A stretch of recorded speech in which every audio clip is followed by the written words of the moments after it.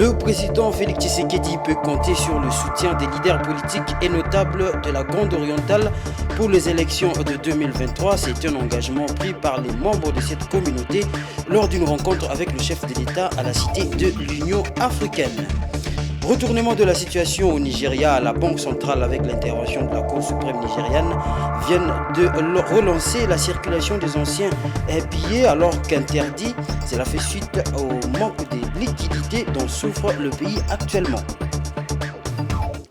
Vous êtes sur Géopolis, c'est l'heure de vous informer, mesdames et messieurs. Bienvenue à cette session d'information. C'est une rencontre hautement politique.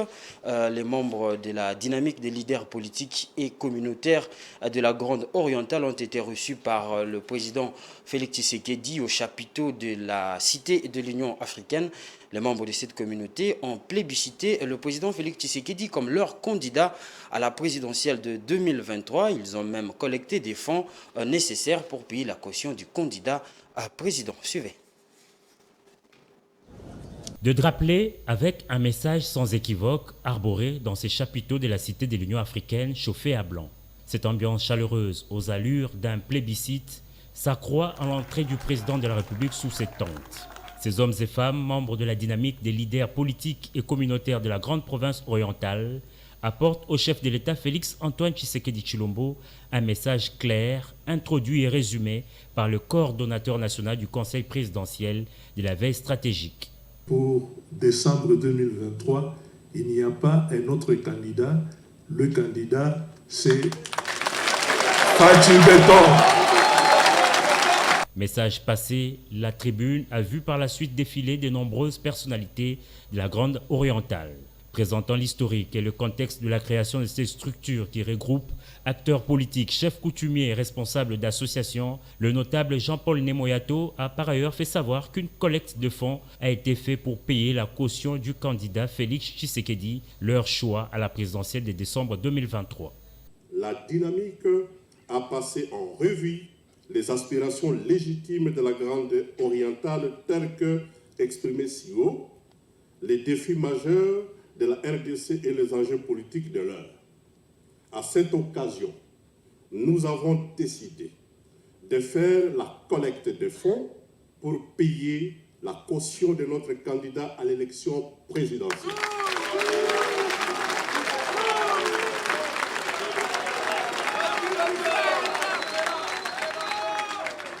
Ensuite, un état des lieux de chaque province issue de la Grande Orientale a été dressé. Des défis sécuritaires aux infrastructures en passant par les urgences socio-économiques, tout a été présenté en détail aux garants de la nation.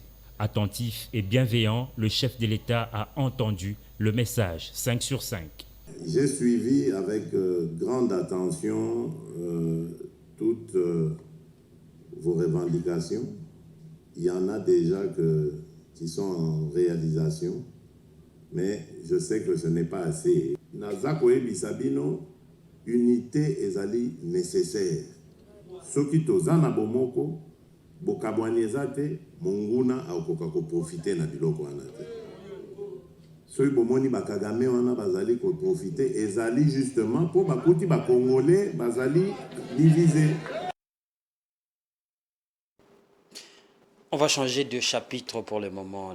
Les troupes supplémentaires de l'armée de Burundi sont arrivées mercredi le 15 et jeudi le 16 mars de l'année courant à l'aéroport international de Goma au Nord Kivu.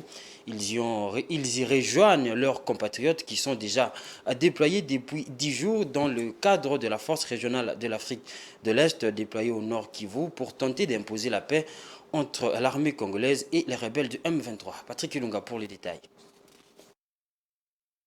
Selon les sources de la communauté d'Afrique de l'Est, les soldats burundais qui ont atterri à Goma attendent d'être déployés à Kirolirwe et Kichanga en vue de renforcer la libre circulation de personnes, des marchandises et protéger la population. Ces troupes vont occuper des cités entre les mains du M23 depuis le mois de janvier. Depuis l'arrivée des premières troupes burundaises le 5 mars, le général congolais Emmanuel Kaputa, commandant adjoint de la force est-africaine, avait dit aux troupes venues de Bujumbura que leur mission est de participer au retrait sans condition du M23. Les autorités congolaises veulent voir les troupes de la force régionale d'Afrique de l'Est s'engager dans l'offensive. La force régionale d'Afrique de l'Est tarde à exercer le mandat offensif en appui aux forces armées congolaises, mandat pour lequel elle a été déployée, a déclaré Christophe Mbosso, speaker de l'Assemblée nationale, mercredi à l'occasion de l'ouverture de la session parlementaire. Christophe Mbosso a ajouté que la force régionale d'Afrique de l'Est offre une image de troupes en villégiature sur les théâtres des opérations congolais. Le speaker de l'Assemblée nationale congolaise dit craindre que la présence des troupes de la force régionale sur les territoires congolais ne devienne inutilement onéreuse.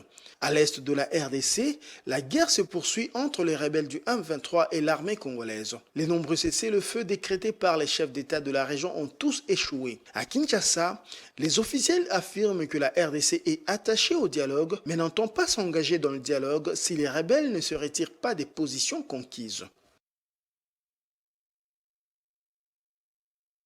Pour l'année 2022, le gouvernement congolais a mobilisé des recettes de l'ordre de 18 427 milliards de francs congolais contre 11 838 milliards de francs congolais en 2021, une hausse de 67%. Ces chiffres sont livrés par le ministre des Finances Nicolas Kazadi à travers un rapport. C'était lors de la cérémonie de la présentation des performances du gouvernement en 2022 et les priorités de l'année 2023. Suivez. C'est le ministre des Finances Nicolas Kazadi qui a présenté son rapport annuel sur les performances réalisées en 2022 et les priorités définies pour l'année 2023. Ce rapport, a-t-il dit, s'inscrit dans le cadre de la culture de redevabilité et de gestion axée sur les résultats dans la conduite de la chose publique. En ce qui concerne les performances de 2022, les recettes intérieures mobilisées ont enregistré un record historique pour atteindre 18 427 milliards de francs congolais contre 11 838 milliards de francs congolais réalisés en 2021 et 6 968 milliards en 2020. Il s'agit d'une hausse de 164% et de 67% par rapport aux recettes réalisées respectivement en 2020 et en 2021. Cela représente aussi un taux de réalisation de 125% par rapport aux assignations inscrites dans la loi des finances 2022. Par régie financière, le taux de réalisation a atteint 156% pour la DGI, 112% pour la DGRAD et 84% pour la DGDA. De même, il a été noté un accroissement de ressources intérieures mobilisées passant de 1,63 milliard de dollars américains en 2021 à 1,98 milliard de dollars américains en 2022, ainsi qu'une gestion rationnelle de la dette extérieure qui demeure en deçà de 20% du PIB, la plus faible d'Afrique. Pour contrer les risques des retournements des cours des matières premières dans un contexte d'économie mondiale morose, le ministre des Finances a signé avec les régies financières des contrats de performance. Ces contrats définissent les réformes et les actions à mener par les régies financières en plus de leurs activités courantes de gestion pour atteindre les objectifs de mobilisation des recettes en 2023, à savoir 13 587 milliards de francs congolais pour la DGI, 4 950 milliards de francs congolais pour la DGDA et 3 950 milliards de francs congolais pour la DGRAD. Voilà, le 15 mars de chaque année, il est célébré la Journée internationale des droits des consommateurs, une occasion de sensibiliser la population à connaître ses droits en tant que consommateur. À cette occasion, l'Organisation de défense des droits des consommateurs du Congo, ODC en sigle, a organisé une conférence débat autour du thème autonomisation des consommateurs par une transition vers l'énergie propre. Cette structure de la société civile a à cet effet appelé les Congolais à consommer les énergies moins polluantes. Emika Bea et Stani Samba. À l'occasion de la Journée internationale de droits de consommateurs célébrée le 15 mars de chaque année, l'Organisation de défense de consommateurs ODC en sigle, une ONG congolaise, a organisé une conférence débat autour du thème « Autonomisation de consommateurs par une transition vers une énergie renouvelable propre ». Les orateurs du jour à l'instar, Maître Jean-Paul Mabosso, cadre de l'ODC, est revenu sur l'historique de cette journée et a aussi expliqué le 8 droits fondamentaux de consommateurs. La consommation est le fait de consommer des biens et services, généralement dans le but de satisfaire ses besoins ou ses désirs. Déjà, de par cette définition, on peut comprendre que quand on parle de la consommation, il ne s'agit pas forcément de manger. On parle de la consommation aussi quand on utilise un service. Même quand on utilise un service, l'on est déjà dans ce qu'on appelle le droit de consommation.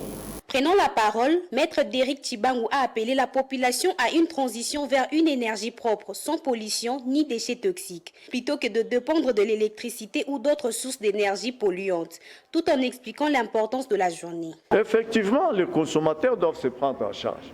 Nous disons que l'agent premier pour la protection des consommateurs, c'est lui-même. C'est lui qui doit porter l'information s'il y a violation des droits. C'est lui qui doit dénoncer tout ce qui bafoue le droit. C'est lui. Comment voulez-vous que l'ODC qui est ici puisse être informé de la situation de violation des droits des consommateurs à Kasumbalesa?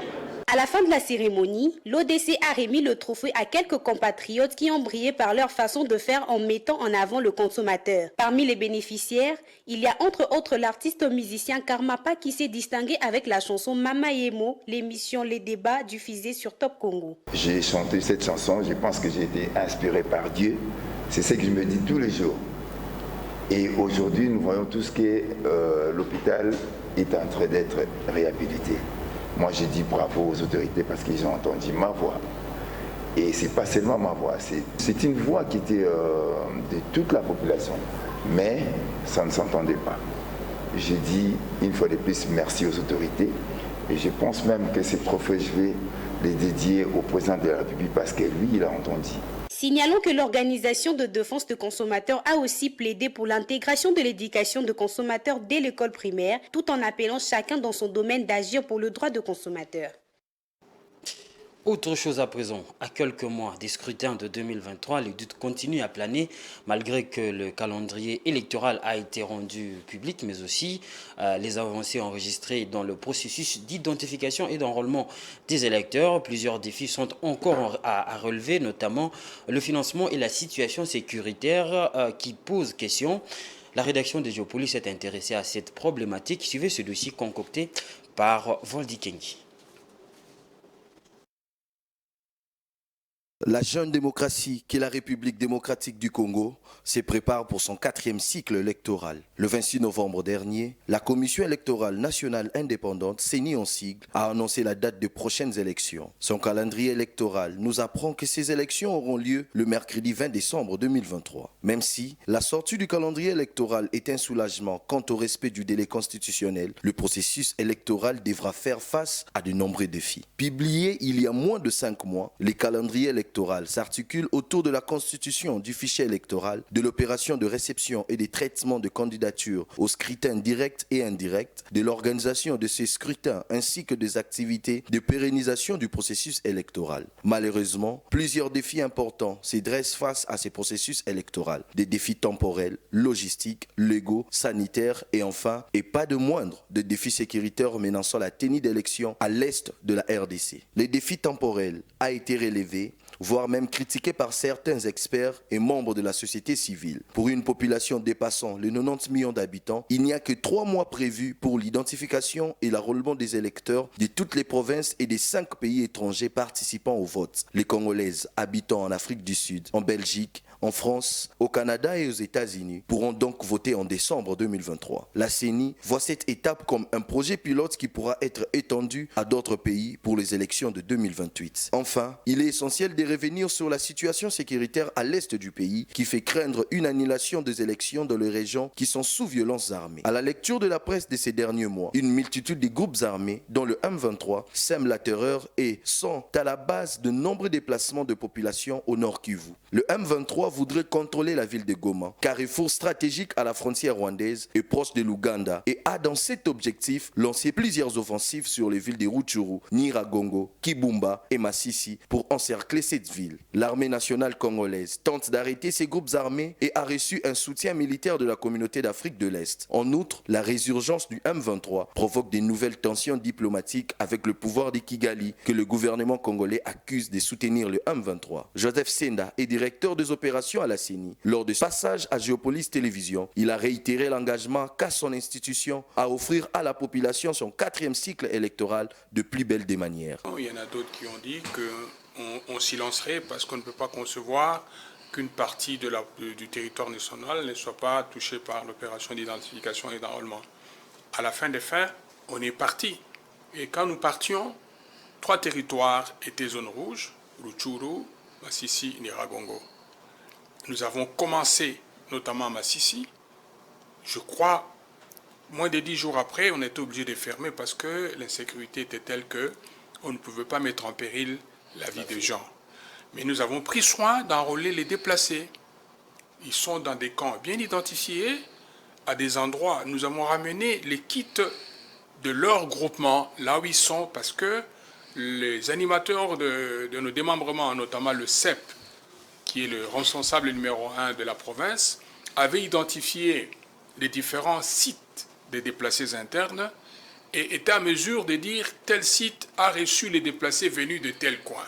Donc c'était pour nous très facile de ramener le CI qui devait être installé dans cet endroit occupé par l'ennemi vers les déplacés internes qui sont quelque part, et on a procédé à l'enrôlement. Déjà, lors du scrutin présidentiel de 2018, les populations de Butembo, Beni et Yumbi n'avaient pas pu voter pour des raisons sanitaires et sécuritaires, ce qui avait provoqué des vives contestations dans les villes concernées et du côté de l'opposition. Malgré l'instabilité sécuritaire actuelle, le gouvernement de Tshisekedi a déclaré qu'il ne voudrait pas aboutir à un glissement des élections. Donc, pour que les élections aient lieu en décembre 2023 de manière inclusive et apaisée, il est primordial que le gouvernement ainsi que la CENI prennent leurs responsabilités. Au niveau économique, sécuritaire, sanitaire, politique et judiciaire, la République démocratique du Congo est un pays essoufflé par les crises à répétition et un processus électoral démocratique, crédible, transparent et apaisé pourrait être une première impulsion vers la reconstruction d'une stabilité nationale. Pour autant, il ne faut pas croire que des élections crédibles permettront une évolution démocratique fondamentale. Ce n'est qu'une des étapes vers la construction d'une démocratie. Dossier à suivre. En sport, Gianni Infantino a été réélu à la tête de la Fédération internationale de football association après la 73e congrès de la plus grande fédération de football mondial tenue à Kigali au Rwanda. Candidat unique et réélu à l'unanimité, Infantino va conduire à la destinée du football mondial pour un mandat de 4 ans, le 3e et dernier depuis son arrivée en 2016. Blessed Kuzola.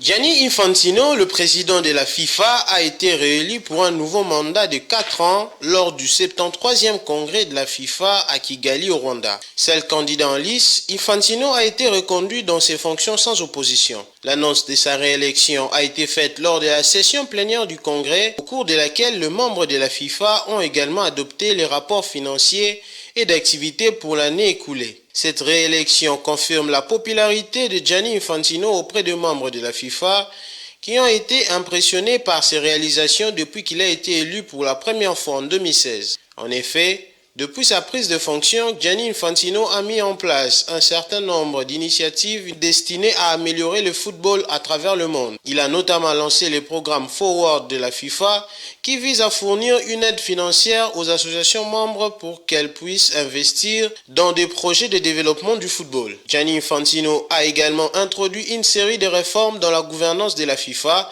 afin de garantir que l'organisation fonctionne de manière plus transparente et efficace. Ces réformes ont été largement saluées par les membres de la FIFA qui ont vu en elle un signe de l'engagement de l'organisation en faveur de la transparence et de la bonne gouvernance. La réélection de Gianni Infantino a été accueillie avec enthousiasme par les membres de la FIFA qui ont salué sa vision et son leadership dans le développement du football à travers le monde.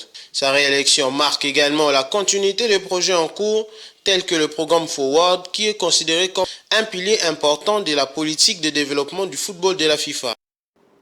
Pour ceux qui nous ont pris en cours de diffusion, nous sommes dans la grande édition d'information sur Géopolis Télévision. Maintenant, on va faire place à la page internationale.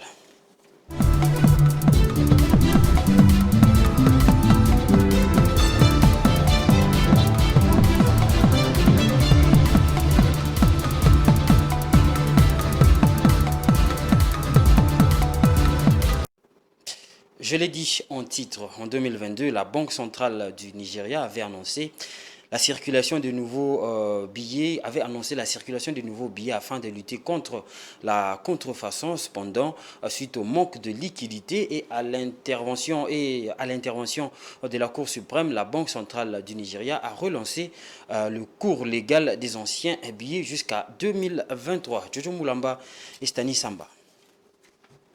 Cette démarche fait suite à la décision de la Cour suprême demandant la remise en circulation des anciens billets de 200, 500 et 1000 naira. Et c'était après un procès intenté en février dernier par certains gouverneurs d'État nigérians. Ces billets resteront en circulation sur la période indiquée en même temps que les nouveaux billets mis en circulation par les autorités monétaires nigérianes. Toutefois, la Banque centrale du Nigeria a repensé le nouveau billet du Nigeria en décembre 2022 à quelques mois d'une élection présidentielle disputée. Prévue pour prendre fin en janvier dernier, la période d'échange des anciens billets contre de nouveaux billets avait finalement été prolongée de 10 jours. Malgré cette période de grâce, la décision de mettre fin à la circulation des anciens naira a engendré de nombreuses tensions sociales dues à la crainte d'un manque de liquidité. Dans certaines zones du pays, le franc CFA est même devenu une monnaie de refuge pour de nombreux commerçants en raison de la stabilité de son taux à une monnaie forte comme l'euro. Pour rappel, les autorités avaient déclaré que la refonte de billets visait à contenir les excédents de liquidité, à lutter contre la criminalité, l'inflation et la contrefaçon.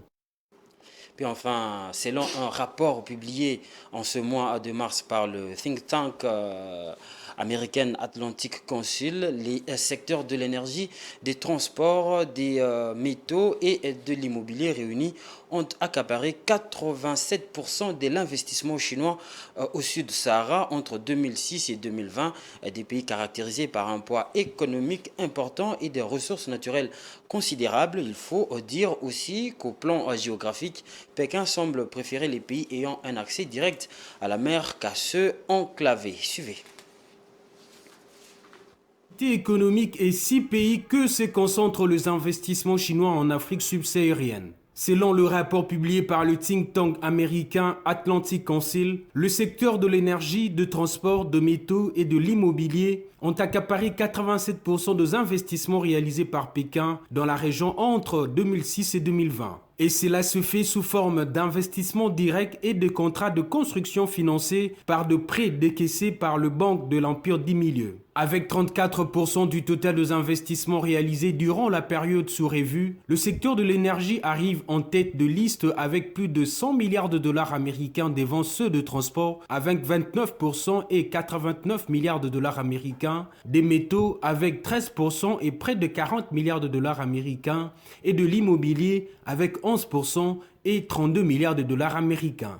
Entre 2006 et 2020, Atlantic Council a recensé 601 investissements chinois réalisés essentiellement par des entreprises d'État dans la majorité de pays d'Afrique subsaharienne pour une valeur cumulée de 303 milliards de dollars américains. 6 pays de la région concentrent cependant plus de 45% de ces investissements: le Nigeria, l'Éthiopie, l'Angola, le Kenya, la Zambie et la République démocratique du Congo. À lui seul, le Nigeria a accaparé 13% du total des investissements. Toutefois, une analyse approfondie des investissements chinois dans la région montre également une nette préférence pour le pays ayant un accès direct à la mer. Plus de 67% de projets chinois sont réalisés dans des pays dotés de ports maritimes. En 2006 et 2020, 406 investissements ont été réalisés dans des pays africains ayant des façades maritimes contre 195 investissements dans des pays enclavés.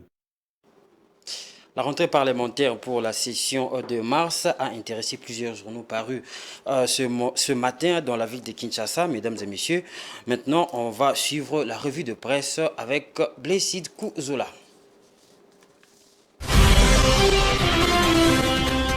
Bonsoir mesdames, messieurs et bienvenue dans la revue de presse. Le journal Paris dans la ville, c'est jeudi 16 mars 2023, se sont beaucoup plus tablés sur la rentrée parlementaire aux deux chambres du Parlement ce mercredi 15 mars 2023 qui a mis un accent particulier sur la situation sécuritaire à l'est du pays et les processus électoraux. Commençons avec le Phare qui titre en sa manchette « La guerre de l'Est et les élections au cœur de la rentrée parlementaire ». La session ordinaire de mars-juin 2023 s'est ouverte hier mercredi 15 mars 2023 dans les deux chambres chambre du Parlement. Ce journal écrit « Cette rentrée parlementaire a été marquée par les discours du président du Sénat, Modeste Bahati-Lukwebo, et celui de son homologue de l'Assemblée nationale, Christophe Mbosso Kodiampwanga, par deux sujets de brûlante activité, à savoir la guerre à l'Est et les élections. À la prospérité d'écrire, élections 2023, agression rwandaise et consorts, Bahati Mbosso appelle le Congolais à la mobilisation et à la cohésion nationale. Pour l'auteur, au regard des enjeux de l'heure et surtout de la situation sécuritaire préoccupante qui se vit dans la partie est de la RD Congo, devenue le théâtre des massacres de population suite à l'activisme du M23, soutenu par le Rwanda, Modeste Bahati-Lukwebo et Christophe Mbosso Kodiampwanga exhortent l'ensemble du peuple congolais à la cohésion nationale. Dans la même optique, Forum des As titre Kinshasa accepte de dialoguer si le Rwanda retire ses troupes du territoire national, Dixit Mbosso. En ce qui concerne le dialogue préconisé, tout en réaffirmant son ferme attachement au dialogue en tant que fondement de rapport dans toute société humaine, la République démocratique du Congo n'attend s'engager dans un processus de ce genre que si l'agresseur occupant rwandais retire ses troupes et ses exécutants du M23 de notre territoire, ainsi a déclaré le président de l'Assemblée nationale Christophe Mbosso dans son allocution. Pour ce qui est du processus électoral en cours, la tempête de tropique a titré pour sa part. Le Sénat rappelle l'urgence. À ce sujet, le speaker de la Chambre haute du Parlement, Modeste Bahati-Lukwebo, a demandé au gouvernement de déposer rapidement le projet de loi sur la pétition de siège, tout en exhortant les responsables de partis politiques à aligner aussi les femmes sur leurs listes électorales, comme l'exige la loi. Terminons cette revue de presse avec ces tabloïds, le journal qui titre « La descente aux enfers du franc congolais, un sabotage », s'exclame le journal. Selon cet organe de presse, le chef de l'État venait à la faveur d'un récent conseil de ministres de mettre sur la place publique son désamour pour la devise américaine, le dollar. Pourtant, dans le même ordre d'idées, quelques jours auparavant, une rencontre était organisée pour mettre fin à la spéculation observée sur le marché des changes. Fin de cette revue de presse, au revoir.